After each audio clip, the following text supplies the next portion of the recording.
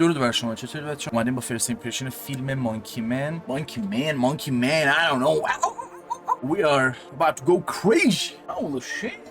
یه لحظه کسخالم در رفت، یه دو کلمه اشتباه گفتم، تبدیل به میمون شدم خودم. این فیلم خوبیه، فیلم اوکیه، ولی یک سری چیزها باعث میشن کمتر بخوام خطاشو بگیرم یا ارزش اضافه تر بهش بدم. شاید که احتمالاً اگر راجع به فیلم یا پتل بدونید، میدونید که دارم راجع به پروداکشنش صحبت میکنم. اگر بخوام بدون اسپویلر بگم واسه اون کسایی که میخوان این ویدیو رو بدون اسپویلر ببینن، بعدم من با خیال راحت برم سراغ اسپویلر و خیلی کوتاه بگم. اگر فیلم اکشن دوست دارید، اگر دلتون واسه شیکی کامرا تنگ شده، دوست دارید یک رونج استوری ببینید که یه چاشنی واسه خودش داره، دو تا پیام هم داره تو خودش و فقط کوریوگرافی و اکشن نیست، احتمالاً مانکی من بتونه شما رو ساتیسفای کنه با اون کمدی و هیومر مخصوص و یونیک به خودش. و ترجیح میدم اگر میخواید تریلر ببینید، تریلر نبینید، به جاش برید صحبت‌های پتر راجع به پروداکشن فیلم رو بشنوید، بعد سراغ فیلم برید، چون به نظرم صحبت‌های خودش خیلی تجربه بهتری براتون از فیلم میسازه تا تریلر فیلم، که شاید بشه که فالس اده تا حدی یا خیلی بد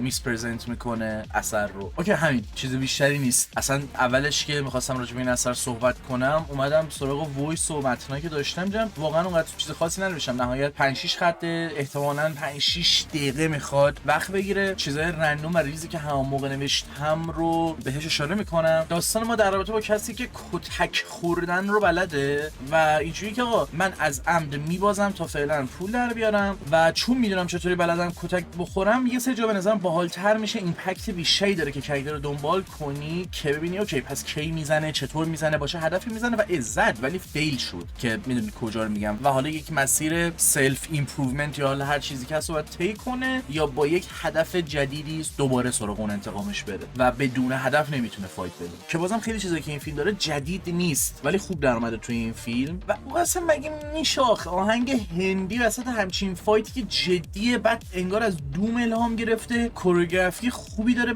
خیلی حال میده، خیلی حال میده، کمدی باحالی داره که سرگرم شدیم، چه از اینکه بپره تو پنجره و پنجره نشکنه و چیزای این شکلی، ریزی که خودش داره و جا میده، چه لامبویی که بهتون نشون میده به جاش سوار موتور میشی، موتور نیترو میزنه، اصلا یه سری جا پاره میشوریم از خنده. یعنی نباید به نظرم انقدر خنده‌دار میبود ولی یه جوری ما رو میگرفت و اینطوری هم نبود که فقط بار اول باشه. فکر کنم الان چندین ماه از موقعی که ما مانکی منو دیدیم گذشته، نشستم با یه سری بچه‌ها دیگه دوباره دیدم و بازم یه سری جاها خوش میگذشت، شاید یک سری جاها بیشتر اذیت میکرد یا کمتر، ولی هنوز اون لذت رو نگه داشته برای خودش. بعد اینکه مثلا چقدر جان ویکیه، اثر خودش آگاهه از این مسئله و استفاده میکنه. حالا جدای از جایی که به جان ویک رفرنس میزنه، انگار یک اکشن سینی داره که اصلا ادای احترام به جان ویکه و میخواد جان ویکی باشه، ولی نه، امضای خود اثر برای من جذاب‌تره و قشنگ شکلی که من اون صحنه رو دیدم و اون موزیکی که داشت و دقیقاً مثل اون صحنه کلاپ جان ویک بود، اینطوری بودم که نه، تو داری ارزش جان ویک رو میبری بالاتر، که چه هیتی داشته اون موزیکه که 20 بارم تکرار میکرد بازم حال میکردم و چقدر میشست. اینجا اصلا نمیشه، اصلا یه اشتباهی میده، اصلا اون هیتر نداره، اون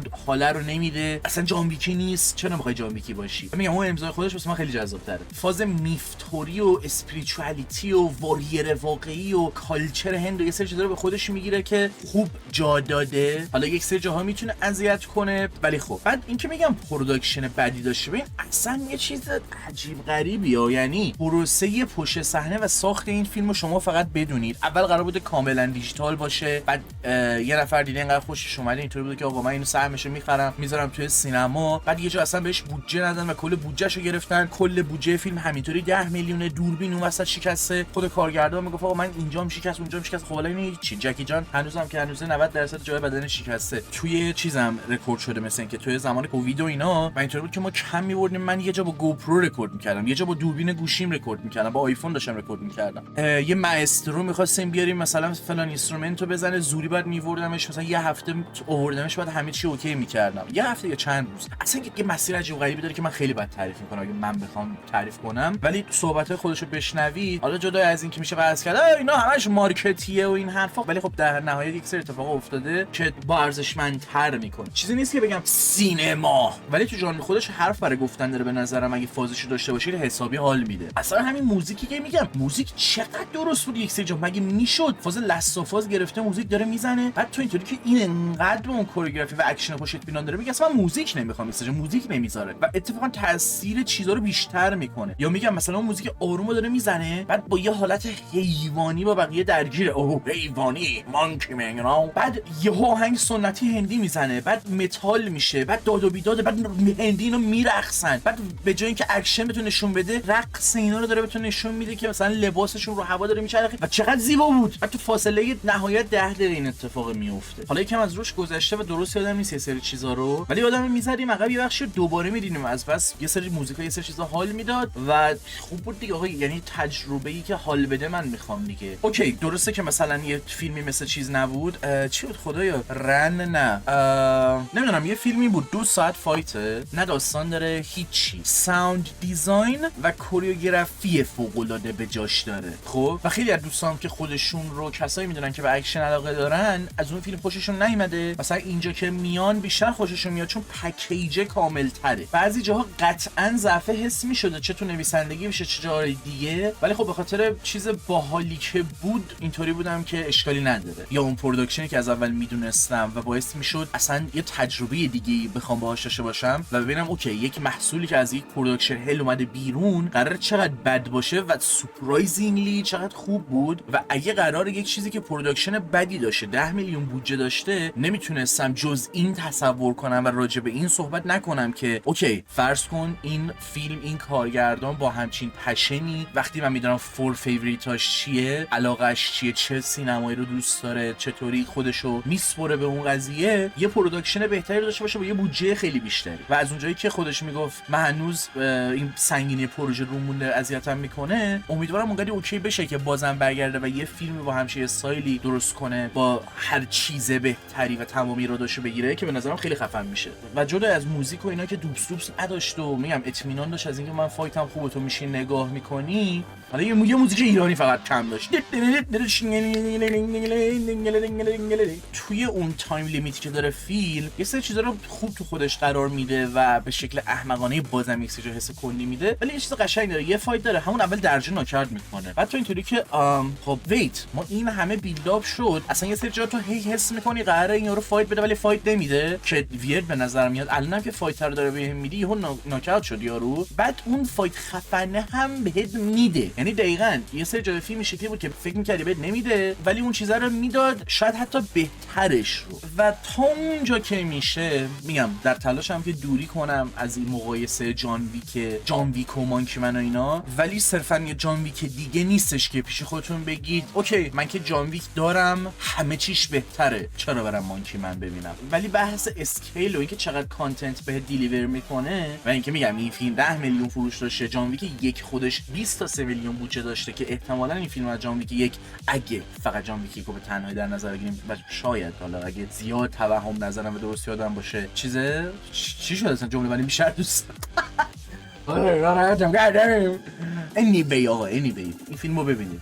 یک سری جا میتونستم بگم کاش از یک سری تریک ها استفاده میکنن و شات های خفن تری رو ارائه میدادن، ولی خب مثلا یه سکانس داره مشت تو مشت میزنن اینا و اینطوری بودم کاش این از ساید بود، به نظرم خیلی خفن تر و باحال‌تر میشد. مثلا از این تریک بالش سبز استفاده میکردن و مشت زدن به اون میشد در واقع که دوربینیم بغل باشه و اینا مشتاشونو به هم بکوبن. از نظر رنگارنگ بودن میتونست بهتر باشه شاید، ولی همینم کارو در آورده بود. و اگه اشتباه نکنم حالا جالبش اینه تو هندم این فیلم ممنوعه به خاطر یک سری اعتراض هایی که به اون سیاسته میکنه، حالا استفاده میف باشه یا هر چی به اون شکلی که یه سری چیزا رو نشون میده و حیفه. یعنی واقعا برید سراغش. ایراد داره قطعا، من تا الان توجه نکردم چقدر ایراد گرفتم، حس کنم بیشتر تعریف کردم. مثلا میگم مین کاراکتر تو میره یه جایی با آدمای دور و برش هیل میشه انگار، کمکش هم میکنن، بعد یه جا جلوتر خیلی خیاری میمیرن انگار نه انگار، و تو اینطوری که خب چرا؟ خب یعنی منی که از اول مثلا اون مسیر کارگردان داستانهاش در رابطه با پروداکشن رو دنبال کردم، اثرهای مورد علاقه خودش رو میدونم، میدونم با یه ذوق خاصی رفتم سراغش، یه بخش خیلی زیادیش رو دارم لذت میبرم، بازم یه سری جاها اینقدر مستقیم تو صورتم اذیت میکنه که یه جوریه و 100% و خیلی راحت به هر کسی پیشنهادش نمیدم قطعا. و از اول تا آخر اصلا اکشن پکت نیست، یعنی شاید 1/3 فیلم اکشن خالص باشه که چیز بدی هم نیستا، ولی جلوتر راجعش صحبت میکنم که چرا میگم مثلا اکشن پک نیست، چون به نظرم تریلر یه جور دیگه اصلا نشونش میده. ولی من حس نکردم چیزی رو دارم از دست میدم، یک سری چیزا بهش بی‌توجهی شده و میتونست مثلا خسته کننده باشه به خاطر تکنیک‌های فیلمبرداری یا هر آنچه که هست. چون مثلا میگم من میدونم آقا تو فیوریت فیلمات اینه، خب پروداکشنت هم میدونم و میام این کارو میکنم، فیلمو که دارم میبینم سراغ اون المنت ها میگردم که اینا میتونم اونا رو پیدا کنم یا نه. پیدا هم میشدن، هنوز حس متفاوتی داشتن که مخالف انتظارم بود، اما خراب نکرد چیزی رو، شاید یه سری جا هم بهتر میکرد حالا به یه شکلی. ولی بدترین اتفاقی که یه جایی میافتاد یهو مثلا سر کلوزا با شیکی بودن کما بود که میگفت که هولی شت اینجا یکم دیگه بیشتر از یکم متفاوت بود، چقدر زیبا بود، چقدر خوب داشتم دنبال میکردم همه چی رو، چرا یهو اینطوری شد. که به نظر هنوز توی اون شیکی بودن خودش هم یه دایرکشنی داره، ولی حس میکنم یه چیزی اشتباهه، از کم آوردن این شیکی بودن در اومده، چون جاهایی که شیکی نداره خوبه، یه سری جا هم هست که حالا اون شیکیه باز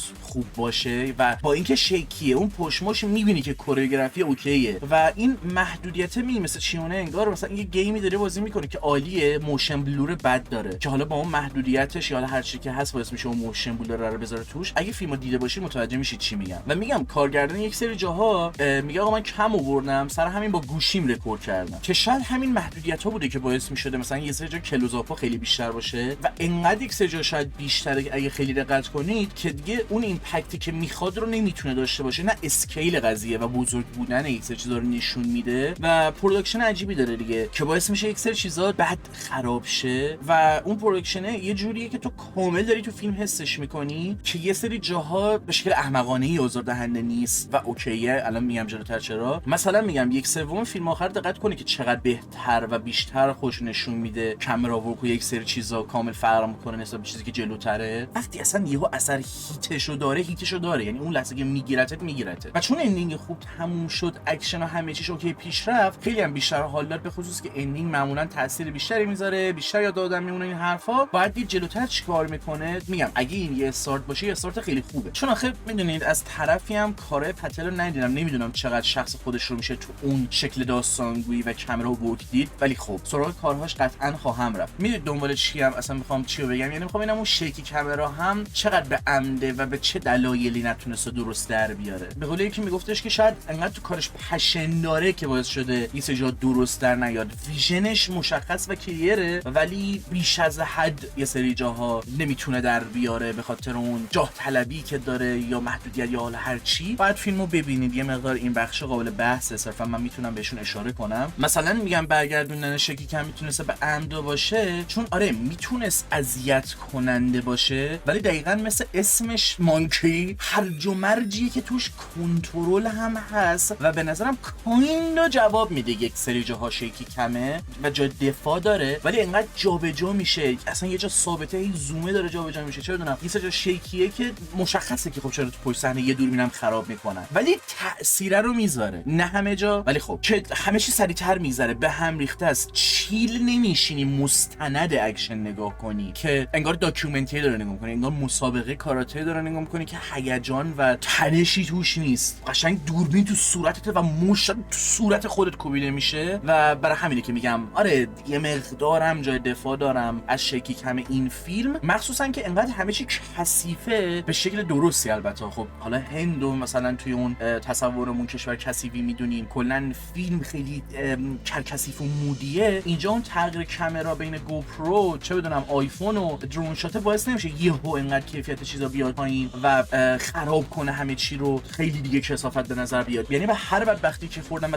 تمام مسیری که داشتن طی می‌کردن خورده به تم اون فیلم و داستانی که دارن روایت میکنن، لوکیشن و همه چی تا حدی. خیلی جاها تقریبا میدونی این چه مسیری میخواد بره ولی باز سورپرایزت میکنه، یه سری حرکتو میزنه. میگم یه سری چیزا هستش که شاید با اون ظرافت مثلا درست انجام نداده یا باید بیشتر ایمبریسشون میکرده، بهتر در میورده، ولی خب به خیلی مشکلا میخوره. اثر یکی به نظرم به شکل‌های مختلفی میشه سمتش رفت و لذت برد. استادی کردنش حتی میگم خارج از فیلم، یعنی چطور با تریلرها همونطور که جوتا گفتم میس پرزنت شده یا اوور هایپ کردنش که به نظرم اون اوور هایپ کردنه باعث شده بدتر اون اثر اون توجهی که باید رو نگیره. اثر بدی نیست به نظرم به هیچ وجه، مشکلاش رو داره، مخصوصا که اگه اشتباه نکنم فیلم ایندی حساب میشه اگه اشتباه نکنم نمیدونم، ولی خطاهاش یه جوریه که به نظرم بهتر بود خودش رو نشون نده، با تریلر دیگه حالت فالس اد به خودش نگیره و مردم پریزش کنن تا اینکه مارکتی اوور هایپش کنی. و خب این میدونی در نهایت باعث میشه اثر وقتی میگیره اونطور که باید نگیره یا جایی که نمیگیره بیش از حد نگیره. بعضی جاها این پک خیلی چیزا رو از دست میده دیگه، ولی اونجا که بعد حال میداد حال داد. قشنگ فیلمو فکر کنم من و ایمورتال با یه نفر دیگه دیدیم، بعد فیلمو دیدیم در جا همون لحظه که داشتیم میدیدیم یه سری سکانس‌ها رو برمیگشتیم دوباره نگاه می‌کردیم، تموم شد یه سری سکانس‌ها نشستیم دوباره نگاه کردیم.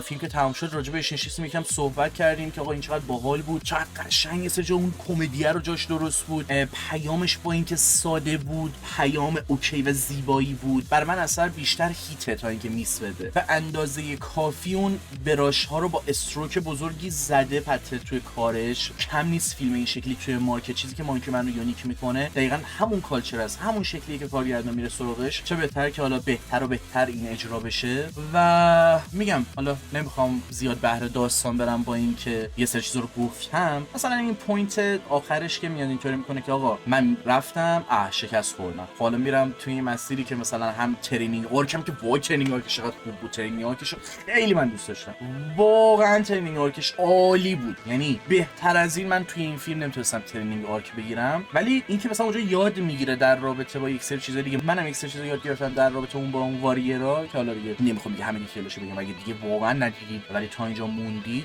یاد میگیره که آقا با عشق یا هدف باید بجنگه، بدون اون صرفا یه انتقام خشک و خالی جواب نمیده. که میگم با اینکه ساده بود ولی هنوز زیبا. و آره میشه گفت یه اثر میکسیه که تجربهش واسه من میکس نبود، تجربهش به طور کل فان بود، خوش گذشت، لذت بخش بود، راجع به یک سری چیزاش میتونم صحبت کنم و به دلیل متفاوتی اصلا سراغش رفتم، ولی تریلرش به نظر من خیلی اشتباه داره تبلیغ میکنه و این باعث میشه مخاطبش احتمالاً حتی کمتر بشه. شما مگه دوست داشتید فیلمو ببینید؟ نظر شما راجع به فیلم چیه؟ شما چیشو دوست داشتید؟ چیشو دوست نداشتید؟ چه نکته خاص و یونیکی بوده که شما متوجه شدید اگر کارهای پتل دنبال کردید؟ امیدوارم اسمش اشتباه نگفته باشم و شاید هم در نهایت دارم خودمو گول میزنم و صرفا انقدر این مارکت تکراریه، انقدر محصول مزخرف توش زیاده که هر چیزی که یه مقدار تفاوت داره خودشو دیفالت یهو جذاب‌تر نشون میده. ولی به نظرم در رابطه با این فیلم حداقل اینطور نیست. همین چیز دیگه نمیمونه. از اولم گفتم با یک ویدئوی به نسبت کوتاه طرفیم، امیدوارم واقعا کوتاه شده باشه. دمتون گرم که تا اینجا تماشا کردین. این حرفا کامنت لطفا یادتون نره و شب و روزگار